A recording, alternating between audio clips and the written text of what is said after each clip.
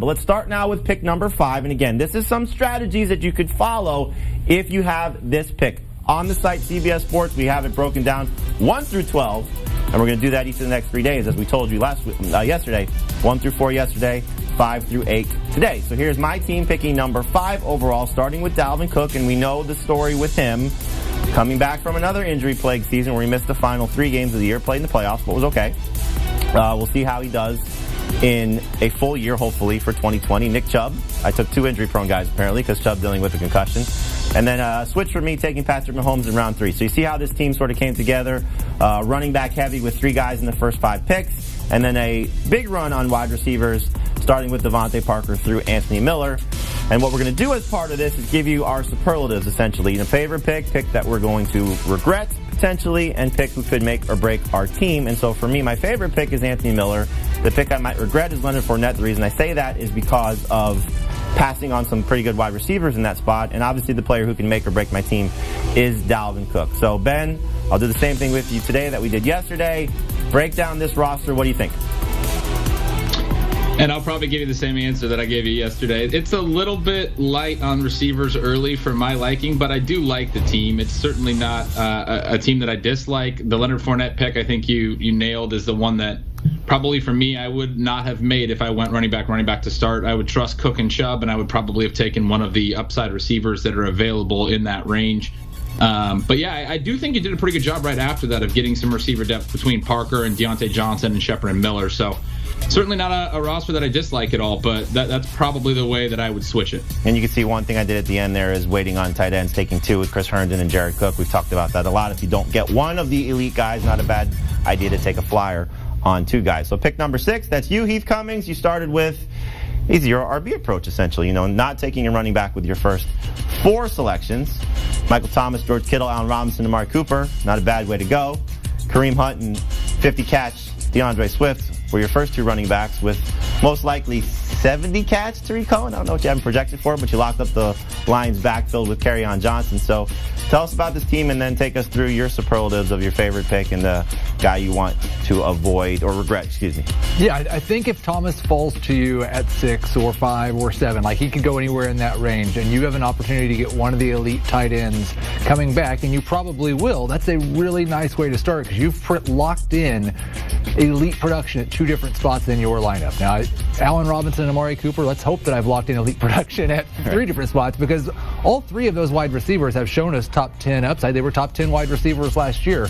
This is the approach I like to take with running backs. I feel perfectly fine starting Kareem Hunt and Tariq Cohen week 1, and let's hope one of DeAndre Swift or Kerryon Johnson becomes an elite guy that I start over them.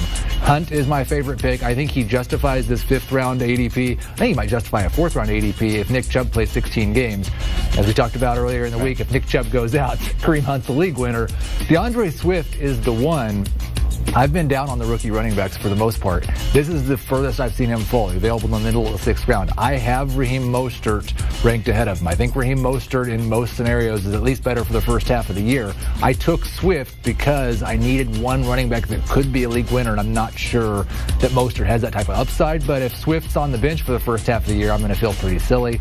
I think Amari Cooper is the make or break player because I feel pretty confident Allen Robinson is going to be a low-end number 1. Michael Thomas is awesome. If Amari Cooper is what he's been in Dallas the last year and a half, which is a top 10 wide receiver, and I've got 3 top 10 wide receivers in George Kittle, it might not matter who I start at running back. But if he falls off, then I'm really going to be relying on those mid-round running backs. Yeah, I just want to amend something that you said because you say if Swift is on the bench, you still have Kerryon Johnson. So That's true. You do have an option to sort of play that out the way that it goes. And if Swift is as involved in the passing game, he's going to be much better than Raheem Mostert in any sort of PPR scoring. All right, so there's your team at number 6. Dave, let's take a look at your team at number 7. And you drafted the rookie, the hype guy, Clyde Edwards-Helaire. Patrick Mahomes talking him up yesterday. Maybe bumping him up a few spots, and somebody that you might be taking well ahead of Miles Sanders now based on the news that we have. We'll get to Ben's take on Miles Sanders coming up next. You go with 2 running backs, 2 receivers at tight end and quarterback. So what I think a lot of people consider maybe a standard draft for most of us, getting key positions locked up and then taking some flyers on Brandon Cooks as a 3rd receiver, Jordan Howard as a 3rd running back. I like the way that you built this team, but tell us about this roster and your strategy at number 8. You've got to make a decision. Yeah, at 7. You got to make a decision when you're picking in the middle of the first round. You have to decide, am I going to be a safe drafter or am I going to be a chance taker? And I think what Heath did at 6 is a great example of playing it safe, getting the sure thing with Michael Thomas, and then he went 0 RB, and I think that's the way to do it. I'm more of a chance taker. I love locking up those running backs that have the chance to be dominators in the stat sheets and be good for my fantasy team. I think Clyde Edwards-Helaire can do that. And then getting Derrick Henry in round 2, I know it's a PPR league. I loved it. And so even if Edwards-Helaire doesn't deliver to the expectations that I have for him as a first-round pick, Derrick Henry should deliver, hopefully, if he stays healthy, and I think he's got a good chance to. He should be able to deliver as a top 12 running back, and I got him in round 2. I'm happy with the safe receivers that I got in rounds 3 and 4 in Kupp and Thielen, and that opened the door for me to take some, really, honestly, I think it was safe picks with Dak Prescott in round 6, and then Higbee after that. And then I went after going some other players, the receiver, Brandon Cook, someone that I'm not too thrilled about, but he's my number 3, and I'm sure I'll have 6 or 7 decent games this year. Yep, that's not a bad approach. You're a Brandon Cooks guy. I'm a Will Fuller guy, and Ben is a Will Fuller guy as well. Didn't take him on this roster, but I think you stole him from me with one of our other teams that we drafted in this pick-by-pick series. So, Ben, you see the roster here, but we've talked a little bit about Miles Sanders.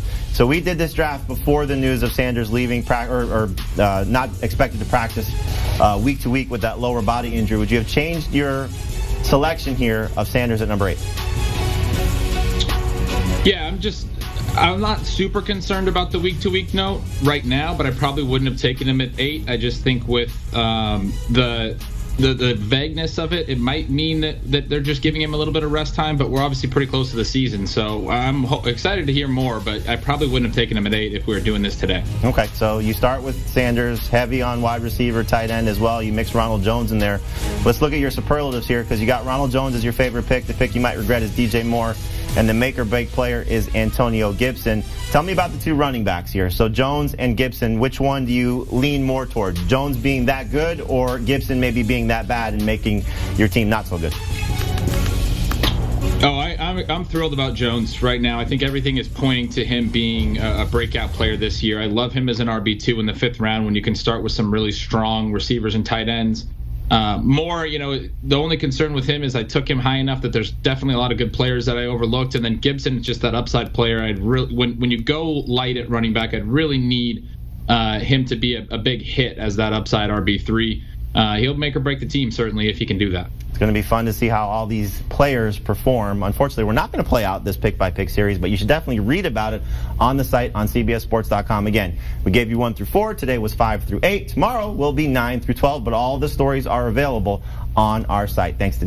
Want more of the Fantasy Football Today podcast and nonstop year-round fantasy advice? It's simple. Hit the subscribe button and hang with us all throughout the year.